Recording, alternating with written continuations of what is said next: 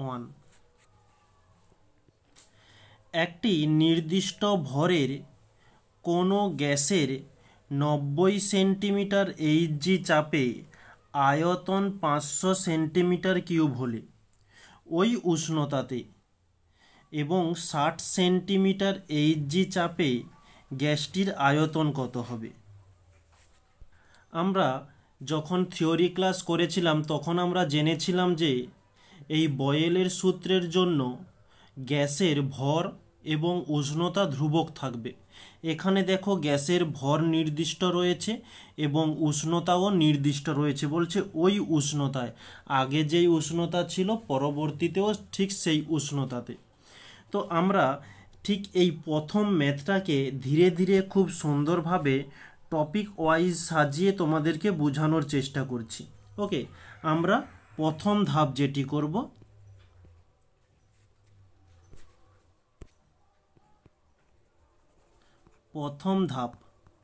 প্রথম ধাপে কাজটি কি, যে প্রদত্ত তথ্যগুলোকে লিখে নেওয়া।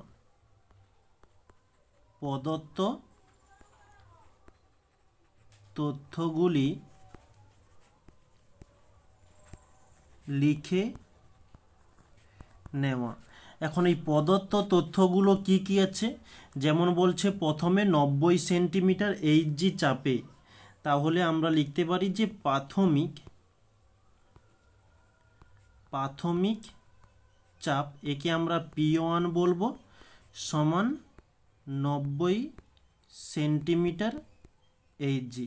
তারপরে বলছে আয়তন, এটা হচ্ছে প্রাথমিক আয়তন, প্রাথমিক আয়তন কি V1 সমান বলা হচ্ছে 500 সেন্টিমিটার কিউব। ওকে, তারপরে বলছে 60 সেন্টিমিটার এইচজি চাপে, এটি হচ্ছে অন্তিম চাপ, এটি হচ্ছে P2 সমান দেওয়া রয়েছে 60 সেন্টিমিটার এইচজি। আর বলছে আয়তন কত হবে, তাহলে অন্তিম আয়তন জিজ্ঞাসা চিহ্ন, অন্তিম আয়তন মানে V2 হচ্ছে জিজ্ঞাসা চিহ্ন। এটি হচ্ছে আমাদের প্রথম কাজ, যেটা আমরা তুলে নিলাম। এখন নেক্সট পরবর্তী কাজ হচ্ছে যে দ্বিতীয়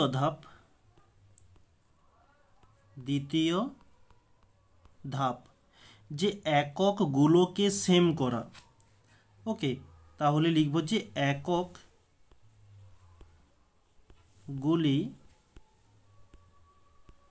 একই করতে হবে। যেমন কি এখানে দেখো P1 এর একক রয়েছে সেন্টিমিটার এইচজি, ঠিক P2 একই যেন একক থাকে সেন্টিমিটার এইচজি। ওকে, এটাই আমি বলতে চাচ্ছি যে P1 এবং P2 এদের দুজনের একক যেন একই হয়।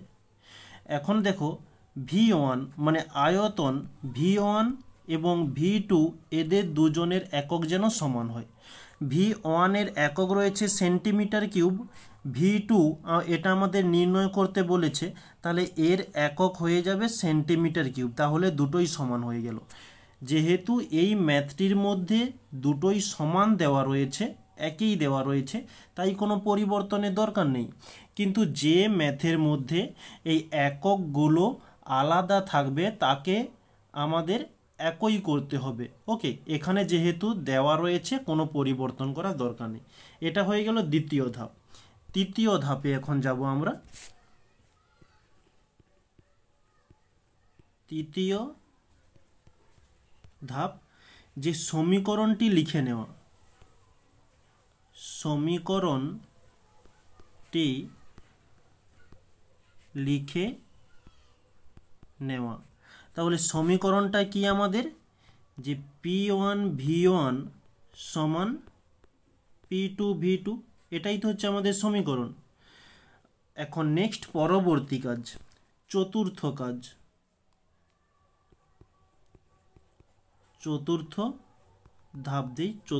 ধাপ, যে মান নির্ণয়ের জন্য নির্ণয়ের জন্য সমীকরণ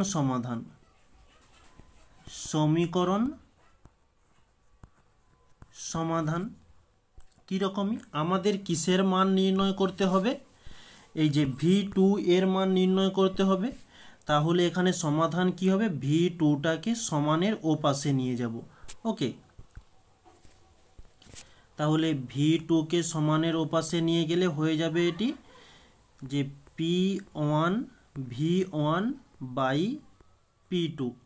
ওকে, এই হচ্ছে আমাদের চতুর্থ ধাপ হয়ে গেল। এখন হচ্ছে আমাদের মান বসানো। আচ্ছা,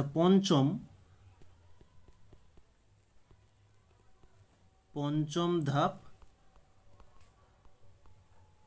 যে মান বসানো। এখন আমরা মানগুলোকে পুট করব। কেমন, P1 এর মান কি ছিল, 90 সেন্টিমিটার Hg, ইন্টু V1 এর মান ছিল 500 সেন্টিমিটার কিউব, বাই P2 এর মান 60 সেন্টিমিটার Hg।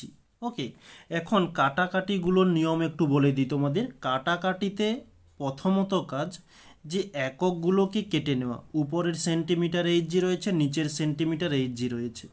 তারপরে শূন্যর ক্যালকুলেশান, এখানে নিচের শূন্য উপরের শূন্য কেটে গেল। এবারে তোমরা যেমন কাটাকাটি করো কাটাকাটি করবে।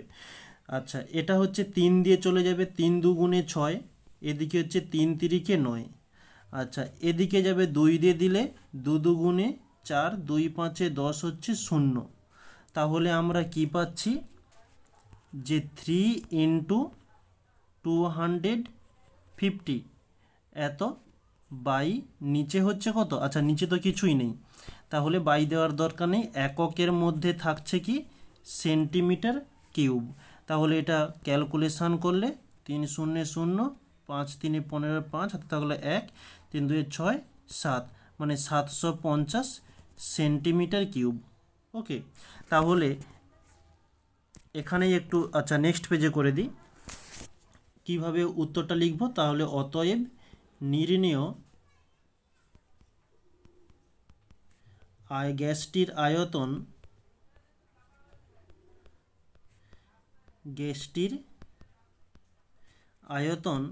750 সেন্টিমিটার কিউব।